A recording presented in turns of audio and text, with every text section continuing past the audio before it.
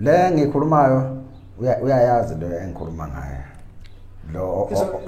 Lo wafonelwayo. Izomthola umnikazi. Lo wafonelwayo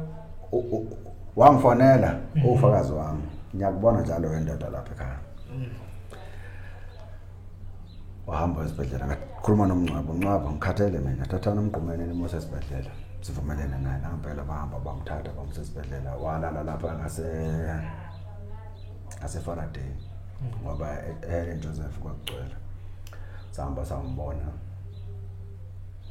ngakusasa kwafona uThulani Ngcobo kubi ngoba uThulani Ngcobo akasekho ezinye izinto esasikhuluma naye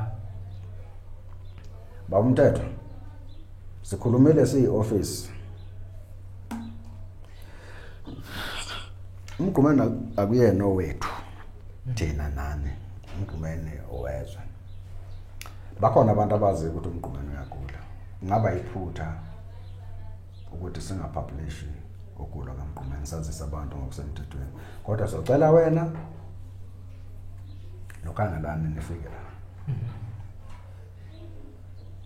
nebala sahamba safika sabamba lo mhlangano wabizwa uSharles Khuzwayo savumelana ukuthi baba uKhuzwayo uSharles isona izwe akafike yes wafika uKhuzwayo sesihlangana khona lapha sangena eliftini hayi ngawubona umoya ukuthi hayi ngathi kuhamba inkanyamba lapha bethu ngathi umuntu uyazi ukuthi uzoshawa hawo sengishawelana na kanti wena umbizele uSharles Khuzwayo uSharles Khuzwayo sivumelene futhi akekho umuntu obesocela kuyipermission ukuthi sipublish manje ngoba umgqumeni wesizwe khona abantu abaziyo khona abantu abangazi abantu abazi ngokusemthethweni ukuthi umgqumeni uyagula hayi kancane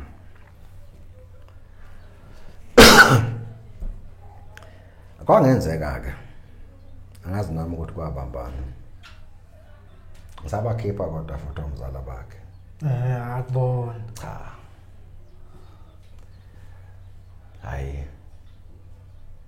ufika Jabula umgqumeni bakhuluma noKhuzwayo uSharles Khuzwayo baxoxa